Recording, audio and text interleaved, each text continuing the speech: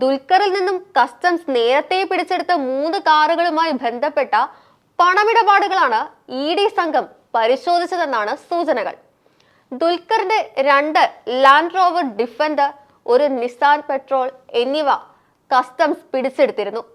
ഇതിലെ 2004 model defender വിട്ടുകിട്ടണമെന്നാവശ്യപ്പെട്ടാണ് Dulquer ഹൈക്കോടതിയെ സമീപിച്ചത്. ദുൽഖറിന് വാഹനം വിട്ടുകൊടുക്കുന്ന കാര്യം പരിഗണിക്കാൻ കസ്റ്റംസിനോട് ഇതിനായി അപേക്ഷ നൽകാനും ദുൽഖറിനോടും ഹൈക്കോടതി നിർദ്ദേശിച്ചിരുന്നു.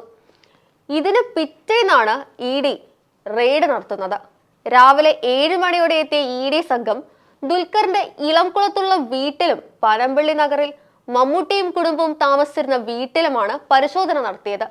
ഭൂട്ടാൻ, നേപ്പാൾ എന്നിവിടങ്ങളിലൂടെ കടത്തിക്കൊണ്ടുവരുന്ന പഴക്കം ചെന്ന ആഡംബര കാറുകൾ ഉയർന്ന വിലയ്ക്ക് സെലിബ്രിറ്റികൾക്ക് അടക്കം നൽകുന്ന സംഘത്തെക്കുറിച്ചാണ് അന്വേഷണമെന്നാണ് കസ്റ്റംസും ഇ ഡിയും പുറത്തു പറഞ്ഞിരിക്കുന്നത്.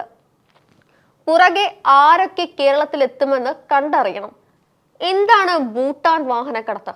ഇന്ത്യൻ ആർമി, ഇന്ത്യൻ അമേരിക്കൻ എംബസികൾ, വിദേശകാര്യ മന്ത്രാലയം തുടങ്ങിയവയുടെ സ്ഥാപനങ്ങളുടെ പേരുകൾ, സീലുകൾ, ചിഹ്നങ്ങൾ എന്നിവ വ്യാജമായി നിർമ്മിച്ച് ഇവിടെ വാഹനങ്ങൾ രജിസ്റ്റർ ചെയ്യുന്നതിനുള്ള രേഖകൾ കെട്ടിച്ചമച്ചതായാണ് റിപ്പോർട്ടുകൾ ഉള്ളത്.